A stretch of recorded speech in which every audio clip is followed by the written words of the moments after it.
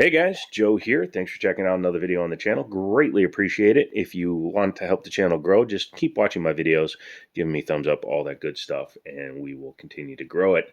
Long form videos should be twice a week. The last couple of weeks I've only gotten one out per week. I do apologize. I will get back on track. I've just been doing a lot of things in my life. So we will get back to that. Promise, starting next week.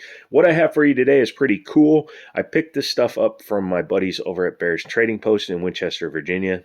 Check them out, Google them. I can't link them, obviously, but tell them I sent you. They'll give you a good deal. They'll hook you up. They don't pay me to do that. They don't give me any kind of monetary compensation for saying their name. They're just good friends of mine, and I want to see them make a lot of money so that they'll let me borrow guns to do videos, etc., etc. So check them out. Tell them I sent you. Really help me and them. All right, let's get into this. About a year ago, my buddy had this on the shelf. This is a Kimber Aegis Elite Custom. 5-inch barrel, beautiful handgun, bobtail, has front strap checkering. This is as nice an EDC as you can get. And I traded my Kimber Arctic Lightweight to get this one.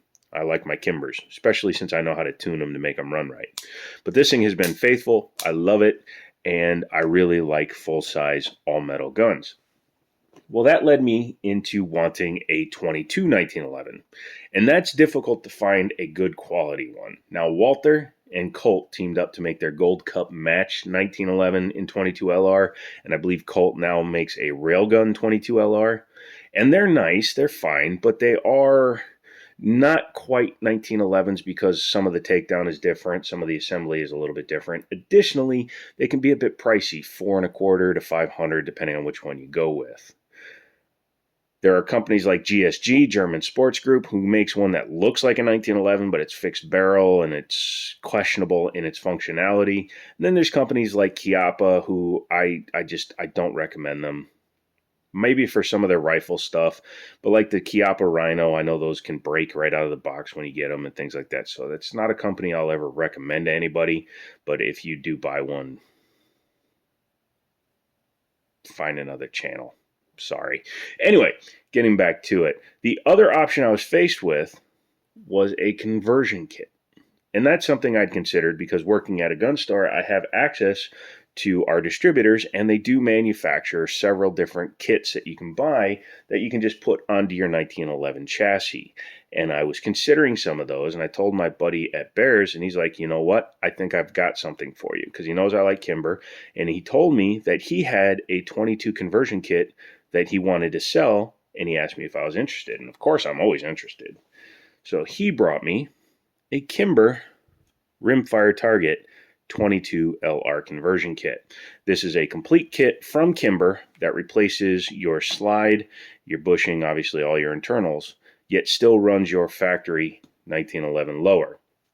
And I thought that was a great thing to have. He gave me an excellent deal on it because it had a little bit of pitting and corrosion, and he's my good buddy. So those two reasons alone were enough for him to give me a good deal. You can still find these conversion kits. I'm going to set that down for a second. For about $350 online, $350 to $380 on eBay. Kimber themselves still list the kit at $350, but they're always out of stock. If you can get one in stock, I highly recommend it. And it's just an easy, convenient way to convert your 45 to 22 without spending an exorbitant amount of money. There's also another benefit to having a conversion kit for your pistol, and not just a 1911. They'd sell them for Glocks, Sig Sauer, all that stuff. If you live in one of those states that requires you to fill out paperwork for each individual handgun that you own, it can be a little bit annoying because some places have a waiting period to get that permit, or it has to go to the local sheriff and get approved before you can buy another gun, or you need to submit paperwork. It just gets tiresome and boring. So what you do is you buy your 1911, which is serialized down here. In the United States, we only serialize the frames.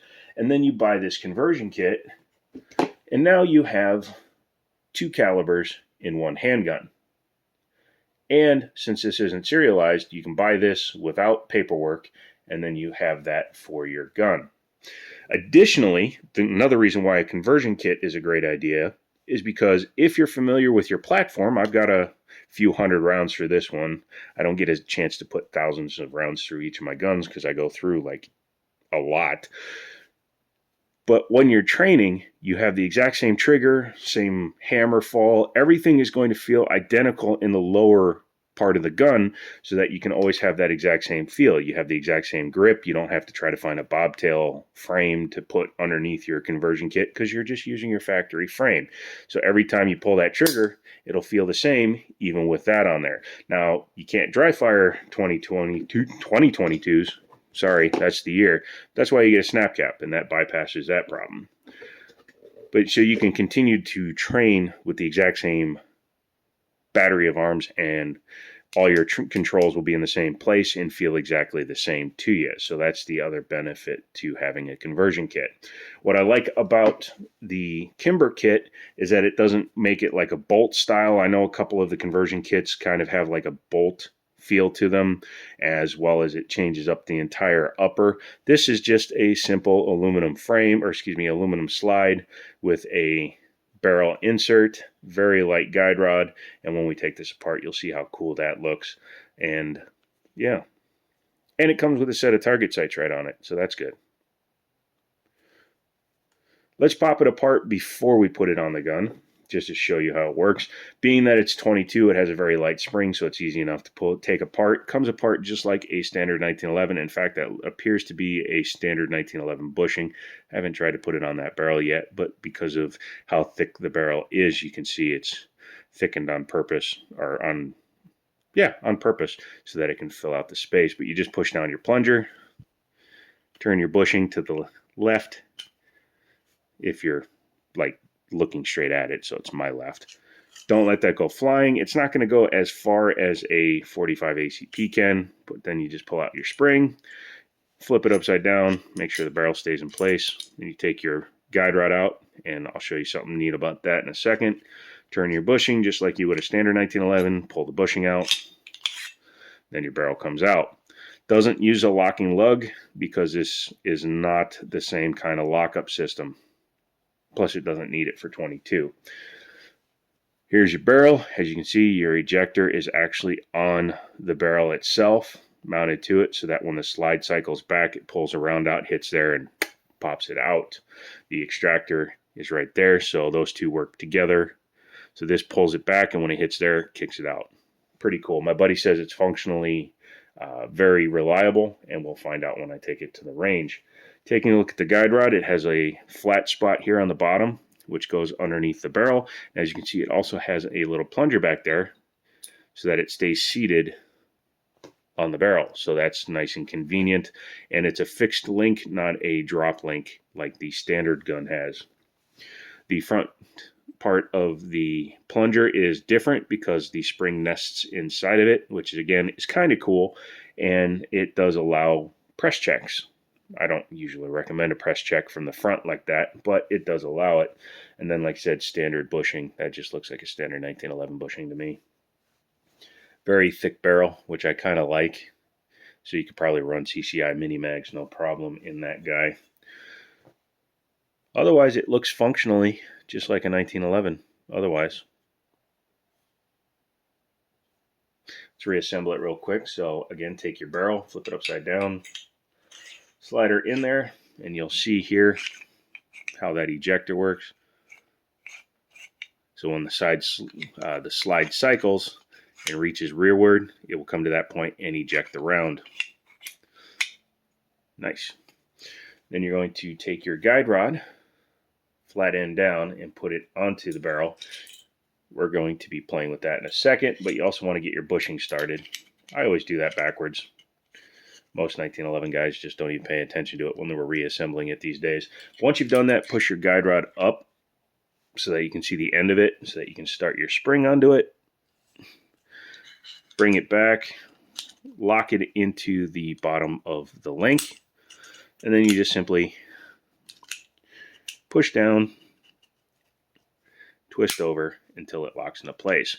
Being a 22 and a very light spring, you can do this with the slide off of the gun. It's much more difficult to do it on a 45. Speaking of which, we need to take the top off the 45, so really quick. Empty. Yep. Lock it back. I like to use the base of a polymer or a polymer base on my mags. Push down the plunger. Now this gun has a full-length guide rod on it, so it's a little bit tighter. And if you don't pay attention, you can send that into your ceiling. Ask me how many times I've done it. The answer is a lot. Go ahead and then leave it like that. Drop your safety down. Bring your slide back to its normal takedown notch. There we go. Helps when you don't have nerve damage and it's not 1 o'clock in the morning. Wiggle it into the right spot until you can get the slide lock slide release out of the way. There we go. I like to do that just to make sure nothing falls out. So this gun has a full-length guide rod. I don't care either way. I could run it either way. And then we'll just leave the barrel in place. I don't know why the bushing got tight there for a second. Once you've done that, all you have to do is take your complete slide, put it on your frame rails, bring it back to your takedown notch. Again, if it wasn't a 22, you wouldn't be able to do this by hand this easily. And believe it or not, you are now converted to 22 LR. What I'm going to do is I'm going to take this snap cap. It's got a torn rim on it, but it should at least cycle into the firearm. Yeah, put it into the mag. This is a 10-round capacity mag. As you can see, it's Kimber's own. No pull downs or anything for the springs because the spring is here. I like having the spring in the front because it actually angles the round up, which is what you need in 22 LR. But as you can see, once you have the top conversion in, it locks the mags in no problem. However, 45 no longer cycles up into the gun correctly. Actually, I'm surprised that locked in. My other mag didn't do that. But yeah, once you've done this, conversion's done. Take it, cycle your round into it. As you can see, it cycled the round up into the gun. And you now have a functional 22 long rifle. Always have a snap cap or a dummy round in your gun if you're going to dry fire on a 22. Reason being, the striker hits the edge of the rim of the cartridge. So if you don't have a round in there, it could go far enough to smack into the chamber. You could damage the end of your striker or firing pin. But yeah, so the benefit of this gun is that you now have, well, it's still a Kimber in this case, but you now have a fully functioning 22 LR in your 1911. And this should work on most mil-spec style 1911s. There are some guns where they might do custom with rails so that these might not seat right. You'll have to double check with your manufacturer, but I know Colt, Para-Ordnance, and a few others tend to fit no problem. If you own one of these conversion kits, let me know what you think about it. If I do get this Cerakoted to match that, I'll make an update video, or I might just do it to match the frame. I don't want to leave it completely shiny the way it is. But yeah, as you can see, that snap cap is stuck in there, so I'm going to have to replace that snap cap. But yeah, that is the 22 LR conversion from Kimber on my Kimber. So now my Kimber is also a Kimber. Let me know if you made it to this point in the video. I know it was a little bit more laid back, casual, not as informative as some of my videos, but I just thought it was a cool addition, and I wanted to show how easy it was to put it on. In fact, I'll take it apart while I'm talking to you. Again, this came from Bear's Trading Post. Never know what they're going to have in stock, so give them a look-see, give them a ring, give them a call, give them a smoke signal, tell them I sent you, tell them, hey, Joe over at the Jiminy Show said you were good people. I want to see if that's true, and they will hook you the heck up. Hook the heck up. Maybe I should make t-shirts or something that say that. Also, let me know if you'd buy merch. I don't know, somebody mentioned that to me the other day, and I was like, really? Why would anybody buy merch? But if you guys are interested, maybe I'll make one with the old channel logo, the big old smiley dumb face that I have. You think I've put a few of these together over the years? Because I have. By the way, don't forget to check out some of the shorts videos on the channel. Those are really helping the channel grow here. Lots of subs, lots of people coming along. We're having a good old time. That's it. I'm out of here. Come back for another video. Let me know what you guys think down below. And as always, I'll talk to you later.